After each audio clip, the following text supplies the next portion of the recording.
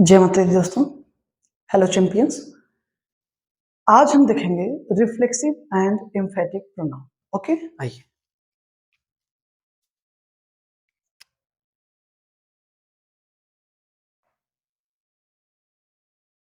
Reflexive and emphatic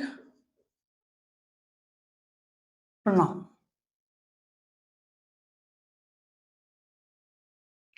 reflexive and emphatic pronoun. तो सबसे पहले हम आप बात कर लेते हैं, इनमें कुछ समानताएं हैं, कुछ सिमिलरिटीज हैं। ठीक है, तो सबसे हम आप पहले ये देखेंगे कि इन दोनों में क्या क्या सिमिलरिटीज हैं। ठीक है, तो पहली चीज, चाहे वो रिफ्लेक्सिव प्रोनाउन हो चाहे एम्फेटिक प्रोनाउन हो, सेल्फ और सेल्फ ये दो वर्ड ऐसे हैं जिनको लगाने से रिफ्लेक्सिव और एम्फेटिक प्रोनाउन बनता है। लगाएंगे कहाँ? तो पर्सनल प्रोनाउंस में लगाएंगे। ठीक है, याद रखिएगा, पर्सनल प्रोनाउंस में हम सेल्फ और सेल्फ का यूज करते हैं, रिफ्लेक्सिव और एम्फेटिक प्रोनाउन बनाते हैं। अब ये जो सेल्फ है ये हम तब लगाते हैं जब कोई चीज क्या हो, सिंगुलर हो। कोई चीज क्या हो, सिंगुलर हो। सेल्व्स हम तब लगाते हैं जब कोई चीज क्या होगी, प्लूरल होगी। ठीक है, सेल्फ का यूज सिंगुलर के साथ, सेल्व्स का यूज प्लूरल के साथ। इतना क्लियर हो गया? अब देखिएगा, ये जो सेल्फ और सेल्फ लगेगा ये हम लगाएंगे कहाँ? ठीक है, तो दो केसेस में लगता है। सेल्फ और सेल्फ का प्रयोग किसी के पॉजेसिव केस में लगाएंगे, ठीक है, और किसी के ऑब्जेक्टिव केस में लगाएंगे। इसमें ऑब्जेक्टिव केस, केस के वीडियोस पड़े हैं, प्लेलिस्ट चेक करके प्लीज जाके वहां से आप देख लीजिए। अब हम ये देख, अभी हमने देखा कि सेल्फ सिंगुलर के साथ, सेल्फ प्लूरल के साथ लगाएंगे। किस केस में लगाने से बनता है? दो केसेस में, सेल्फ और सेल्फ का। ये तो हम पॉजेसिव केस में करते हैं, ये तो ऑब्जेक्टिव केस में करते हैं। ठीक है, अब किसके पॉजेसिव में करेंगे किसके ऑब्जेक्टिव में वो देख लेते हैं। पॉजेसिव केस का यूज हमेशा, मतलब सेल्फ या सेल्फ का प्रयोग जब हम पॉजेसिव केस में लगाएंगे तो पर्सन कौन सा होगा, फर्स्ट एंड सेकंड होगा, हमेशा याद रखिएगा, फर्स्ट एंड सेकंड पर्सन। ठीक, फर्स्ट एंड सेकंड पर्सन होगा। अगर सेल्फ और सेल्फ का प्रयोग हम ऑब्जेक्टिव केस में कर रहे हैं तो वो हमेशा थर्ड होगा। कौन सा पर्सन होगा? थर्ड पर्सन होगा। क्लियर? अब एग्जांपल देख लेते हैं। जैसे पहले तो पर्सनल प्रोनाउन हम आप लिख लेते हैं, I, we, you, they, he, she, it. Okay, देखिए आई क्या है, फर्स्ट पर्सन है, तो फर्स्ट पर्सन के हम पॉजेसिव केस में लगाएंगे, तो आई का पॉजेसिव केस क्या होता है, माई होता है। पहले हम लिख लेंगे। बी का क्या होता है, आवर होता है। यू का your. Second and third person के साथ, फर्स्ट एंड सेकंड पर्सन के साथ पॉजेसिव केस में लगाएंगे, इसका यू का पॉजेसिव केस क्या होगा, योर होगा। ठीक, दे थर्ड पर्सन है तो उसके ऑब्जेक्टिव केस में, तो दे का ऑब्जेक्टिव केस क्या होता है, देम होता है। ठीक, ही थर्ड पर्सन है, उसका ऑब्जेक्टिव केस में लगाएंगे तो क्या हो जाएगा, हिम हो जाएगा। ठीक है, सी थर्ड पर्सन है, किसमें लगाएंगे, ऑब्जेक्टिव केस में लगाएंगे, सी का ऑब्जेक्टिव केस हर होता है। इट का ऑब्जेक्टिव केस क्या होता है, इट होता है। ओके, ये थोड़ा सा इजी हो गया होगा आपके लिए, राइट, हम सबके लिए। अब आई आप जानते हैं सिंगुलर नंबर है तो सेल्फ का यूज करेंगे। ठीक है, तो क्या हो जाएगा, माई सेल्फ। क्या हो जाएगा, myself. We plural number है तो क्या लगाएंगे, सेल्फ लगाएंगे, तो क्या हो जाएगा, ourself, ourself. You को सिंगुलर प्लूरल दोनों कंसीडर करते हैं, तो क्या होगा, एक बार योर सेल्फ लिख देंगे और एक बार योर सेल्फ, क्योंकि ये सिंगुलर और प्लूरल दोनों कंसीडर होता है, राइट। तो yourself, yourself, clear. They plural number है तो सेल्व्स लगाएंगे, राइट। क्या लगाएंगे, सेल्व्स लगाएंगे, ओके। तो क्या हो जाएगा, देम सेल्व्स हो जाएगा, ओके। ही क्या है, सिंगुलर नंबर है, तो क्या लगाएंगे, सेल्फ लगाएंगे, तो हिमसेल्फ हो जाएगा, राइट, हिमसेल्फ, ठीक है। सी सिंगुलर नंबर है तो क्या लगाएंगे, herself, okay. It singular number है, क्या हो जाएगा, very good, itself, itself, right. तो सेल्फ और सेल्फ लगाने से रिफ्लेक्सिव भी बनेगा और इम्फेटिव भी बनेगा। क्या बनेगा, कैसे बनेगा, कहाँ पे लगाएंगे, क्यों लगाएंगे, ये सारी चीजें भी हमने आपने देख ली, ठीक है। अब आइए वन बाय वन टारगेट करते हैं। तो सबसे पहले देखेंगे हम आप रिफ्लेक्सिव प्रोनाउन, ओके। आइए,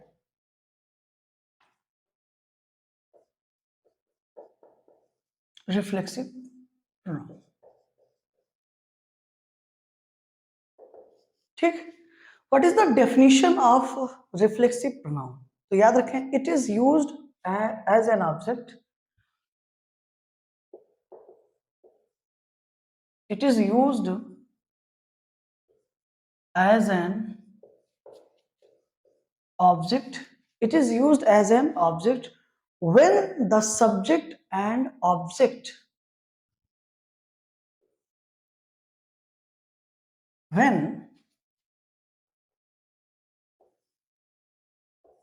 the subject and object of a verb, of a verb is the same person or thing, of a verb is the same person or thing, clear. देखिए डेफिनेशन क्या है, इट इज यूज्ड, ये use किया जाता है किसके रूप में, एज एन ऑब्जेक्ट। एक बात हमेशा याद रखें, रिफ्लेक्सिव प्रोनाउन हमेशा ऑब्जेक्ट की तरह यूज किया जाएगा, ऑब्जेक्ट के प्लेस पर यूज किया जाएगा, right. It is used as an object when the subject and object, कब, जब सब्जेक्ट और ऑब्जेक्ट ऑफ अ वर्ब, किसी भी वर्ब का जब सब्जेक्ट ऑब्जेक्ट क्या होगा, is the same person of thing, right. किसी भी वर्ब का सब्जेक्ट और ऑब्जेक्ट जब सेम पर्सन और थिंग होगा, वो दोनों एक होंगे, तो उस कंडीशन में हम आप क्या यूज करेंगे, रिफ्लेक्सिव प्रोनाउन यूज करेंगे, क्योंकि वो भी हमेशा ऑब्जेक्ट का ही काम करेगा, ऑब्जेक्ट के प्लेस पर आएगा, क्लियर। फॉर एग्जाम्पल, अगर हम सेंटेंस लिखे आई हर्ट मी, ठीक है, तो अब आप कह सकते हैं कि सेंटेंस हमारा सही है, लेकिन फिर ध्यान दीजिएगा, सेंटेंस ही इनकरेक्ट है, पूछिए क्यों। आई हर्ट, हर्ट क्या है, वर्ब है, इस वर्ब का सब्जेक्ट कौन है, आई, राइट। इस वर्ब का सब्जेक्ट कौन है, आई, और इस वर्ब का ऑब्जेक्ट कौन है, मी, क्लियर। इस वर्ब का ऑब्जेक्ट कौन है, मी। अब जरा सा आप चेक करें, आई हर्ट मी, मैं कहना ये चाहता हूं कि मैं खुद को चोट पहुंचाता हूं या मैंने खुद को चोट पहुंचाया, तो रिफ्लेक्सिव इम्पेरेटिव प्रोनाउन सेल्फ या सेल्फ रिलायंस बनते हैं, मीनिंग स्वयं या खुद देते हैं कि मैंने खुद को या फिर स्वयं को क्या पहुंचाया, चोट पहुंचाया।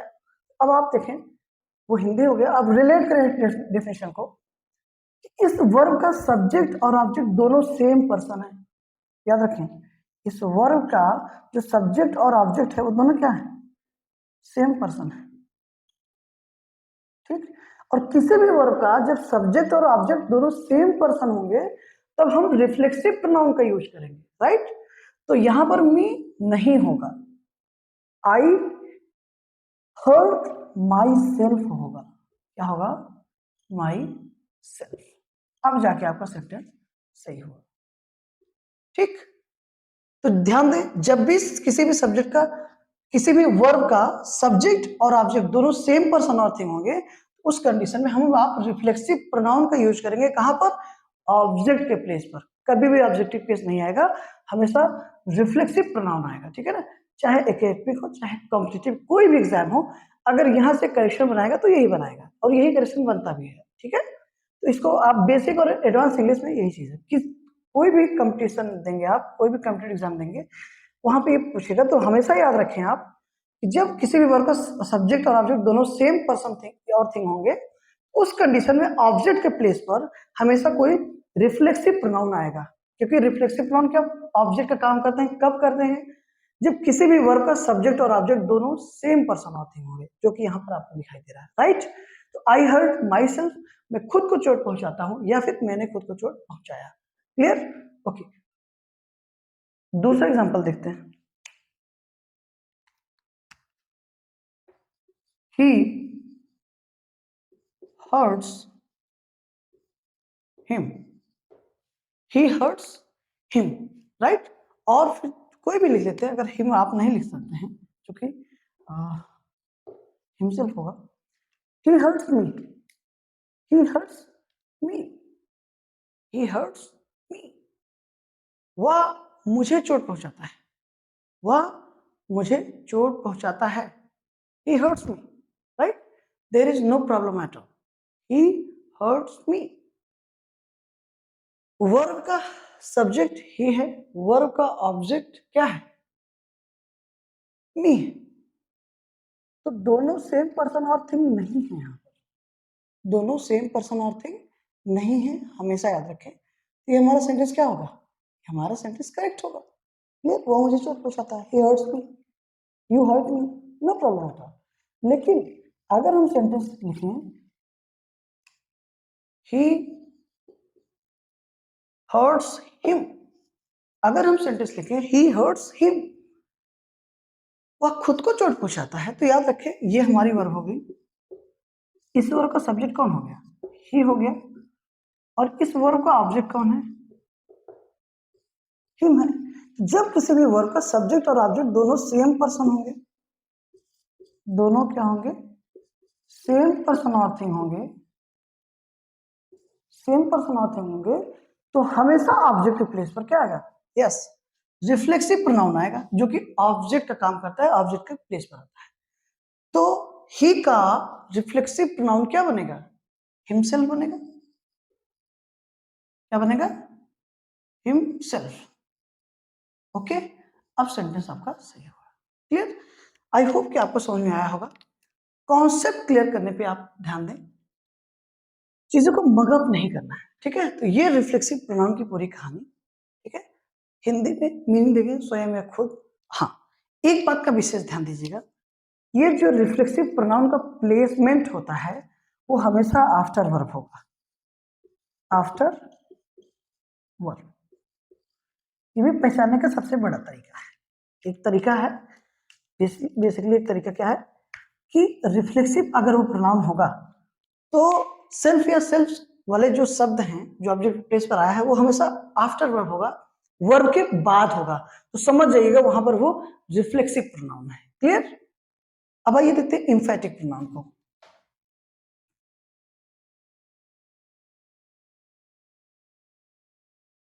Emphatic pronoun. Okay, what is the definition of emphatic pronoun? It is used. It is used to emphasize.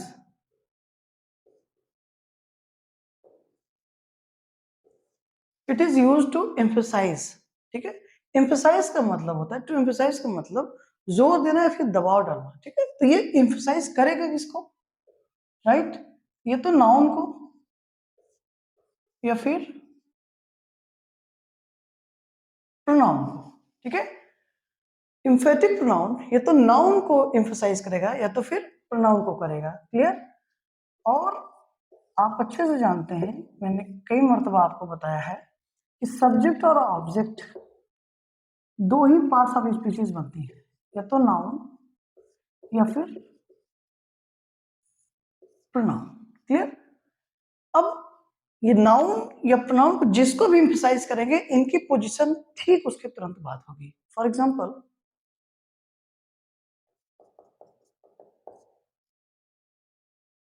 Self या सेल्फ लगाने से ये भी बनते हैं, इनका भी मतलब स्वयं में खुद ही निकलेगा, ये आप जानते हैं, right. For example I myself hurt, I myself hurt, ये आई क्या हमारा सब्जेक्ट है, माई सेल्फ क्या है, ये इम्फेटिक प्रोनाउन है। क्या है? इम्फेटिक प्रोनाउन है जो कि एम्फसाइज करेगा, किसको करेगा? इस सब्जेक्ट को करेगा। क्या कर रहा है? एम्फसाइज कर रहा है, जोर दे रहा है, ठीक है। और ये जो सब्जेक्ट है उसके पार्ट्स ऑफ स्पीच क्या है? प्रोनाउन है, राइट। ये हर्ट क्या है हमारी? ये वर्ब है, ठीक है। तो हमेशा याद रखें जो एम्फेटिक प्रोनाउन होता है वो सब्जेक्ट या ऑब्जेक्ट सेंटेंस में नहीं बनता, वो सिर्फ और सिर्फ क्या करेगा? नाउन या प्रोनाउन को, मीन्स हमारा जो सब्जेक्ट है उसको क्या करेगा? एम्फसाइज करेगा, जोर देगा उस पर। क्या करेगा? आई माई सेल्फ हर्ट, मैंने खुद को चोट पहुंचा दिया, राइट। ये खुद को चोट पहुंचाया, ये पहुंचाता हूं, कुछ भी आप बोले। तो यहां पर माई सेल्फ किसको एम्फसाइज कर रहा है? आई को, जो कि एक प्रोनाउन है। क्लियर? इम्फेटिक प्रोनाउन इसलिए है क्योंकि इम्फेटिक और रिफ्लेक्सिव में यही मेजर डिफरेंस है कि रिफ्लेक्सिव हमेशा ऑब्जेक्ट का प्लेस पर आएगा और उसकी जो पोजीशन होगी हमेशा वर्ब के बाद होगी। क्लियर? और इम्फेटिव जो प्रोनाउन होता है वो हमेशा नाउन या प्रोनाउन को एम्फसाइज करेगा, उस सब्जेक्ट को एम्फसाइज करता है, सब्जेक्ट को एम्फसाइज करता है, इसलिए इसकी जो पोजीशन होगी हमेशा वो सब्जेक्ट के बाद होगी। क्लियर? अगर यही पोजीशन इसकी माई सेल्फ अगर इस वर्ब के बाद मिलती तो रिफ्लेक्सिव होता, क्योंकि तब ये ऑब्जेक्ट का काम करता। For example I hurt myself, तो माई सेल्फ वहां पर क्या है? यस, कि चूंकि ऑब्जेक्ट के प्लेस पर आया है तो इसलिए वो रिफ्लेक्सिव प्रोनाउन होगा, राइट। और उसकी पोजीशन वर्ब के बाद होगी। लेकिन यहाँ पे देखिए इस सब्जेक्ट के बाद क्या है? माई सेल्फ की पोजीशन है, मीन्स यहाँ पर माई सेल्फ ऑब्जेक्ट का काम नहीं कर रहा है, बल्कि ये इस सब्जेक्ट को जो कि आई हमारा उसको एम्फसाइज कर रहा है। इसलिए माई सेल्फ या फिर जो कोई भी सेंटेंस होगा जिसमें सेल्फ या सेल्फ लगा होगा उनकी पोजीशन सब्जेक्ट के तुरंत बाद होगी, तो वो क्या हो जाएंगे? इम्फेटिक प्रोनाउन हो जाएंगे, ठीक है। फॉर एग्जाम्पल एक और देख लेते हैं, we ourselves, we ourselves saw him there. फिर कभी कभी हम अरे भैया हम अपने आंखें से खुदे देखे, इसका मतलब क्या है? मैंने खुद देखा भाई, मैंने खुद देखा। तो मैंने खुद देखा, जब हम आप ऐसा सेंटेंस बोलते हैं तो हम किसको एम्फसाइज करना चाहते हैं? खुद को। अरे भाई मैं सच में अपनी आंखों से देखा मैंने। क्लियर? तो वही इन्फेटिक प्रोनाउन, ठीक है। तो ये हमारा सब्जेक्ट है जो कि प्रोनाउन है, ठीक है। कोई नाम भी लिख सकते हैं, नो प्रॉब्लम एट ऑल। आप आई की जगह लिख सकते हो जो है यहाँ my himself, Ram himself hurt, no problem at all. Clear? Our self क्या है? क्योंकि ये सब्जेक्ट को एम्फसाइज कर रहा है, सब्जेक्ट को क्या कर रहा है? एम्फसाइज कर रहा है, ठीक है। तो ये क्या हो गया हमारा? इम्फेटिक प्रोनाउन हो गया। क्या हो गया? इम्फेटिक प्रोनाउन हो गया। V2 है हमारी वर्ब हो गई, हिम इस वर्ब का ऑब्जेक्ट हो गया, ठीक है। देयर क्या है? एडवर्ब ऑफ प्लेस है। Clear? There adverb of place है। तो यहां पर क्या कह रहा है? We ourself saw him there, हमने खुद उसको देखा वहां, ठीक है, हमने खुद उसको वहां देखा। क्लियर? तो यहां पर सेल्फ या सेल्फ की जो पोजीशन है वो आफ्टर सब्जेक्ट है। क्या है? After subject, right. तो जब सेल्फ या सेल्फ का प्रयोग सब्जेक्ट के तुरंत बाद आपको मिल जाए तो समझ लेना वो इम्फेटिक प्रोनाउन है। जब सेल्फ या सेल्फ का यूज किसी भी वर्ब के बाद हो रहा है तो ऑब्जेक्ट के प्लेस पर होगा, तो समझ लेना वहां पर वो रिफ्लेक्सिव प्रोनाउन है। क्लियर? तो ये रहा आपका रिफ्लेक्सिव और इम्फेटिक प्रोनाउन। हाँ, एक जरूरी बात, कभी कभी जब लोग कहते हैं कि माई सेल्फ ये माई सेल्फ वो, तो ध्यान दें जब आप अपना परिचय देते हैं, आप खुद को इंट्रोड्यूस करते हैं, तो वहां पर आप सब्जेक्टिव केस में होते हैं, ठीक है। मीन्स आपको सब्जेक्टिव केस यूज करना चाहिए, राइट। जैसे आई एम मृगेंद्र, ठीक है, मैं यहाँ पर अगर बोल रहा हूँ माई सेल्फ इज या फिर माई सेल्फ करके, तो यहाँ याद रखिए कि माई सेल्फ आप खुद को इंट्रोड्यूस कर रहे हो, तो वर्ब के बाद की पोजीशन वो हमेशा ऑब्जेक्ट का प्लेस पर आएगा, तो इसका विशेष ध्यान दें। तो माई सेल्फ का यूज कभी कभी वो मतलब उतना लॉजिकल नहीं होगा जितना कि एक सब्जेक्टिव केस का प्रोनाउन लॉजिकल होता है जब आप खुद को इंट्रोड्यूस करते हैं। ठीक है, तो प्लीज इसको आप जरूर समझें, इसके डिफरेंस को समझें। और जब भी आपको इंट्रोड्यूस करना हो तो आप आई एम का यूज कर सकते हैं, दिस इज लगाकर एक डिमॉन्स्ट्रेटिव प्रोनाउन का यूज कर सकते हैं, there is no problem at all. Clear? तो इसका विशेष ध्यान देंगे। आई होप कि आपको रिफ्लेक्सिव और एम्फेटिक प्रोनाउन बहुत अच्छे से समझ में आएगा। फिर भी अगर आपको लगता है कि कुछ आपको और जानना है इसमें, या फिर आपकी कुछ कोई कंफ्यूजन है जो आपको समझ नहीं आया, हालांकि प्रयास पूरा ये होता है कि कोई कंफ्यूजन, कोई प्रॉब्लम बचे ना, कोई कंफ्यूजन आपके दिमाग में उठे ना, राइट? फिर भी अगर ऐसा होता है तो आप मुझे कमेंट्स के थ्रू बता सकते हैं और उसको मैं कंसीडर करूंगा। And thank you so much. और वीडियोस आपको डेली मिलती रहेंगी and this is my promise. तो नेक्स्ट टाइम अगली वीडियो में हम आप कल मिलते हैं एक नए प्रकार के साथ प्रोनाउन के। Till that, thank you so much, take care, thank you.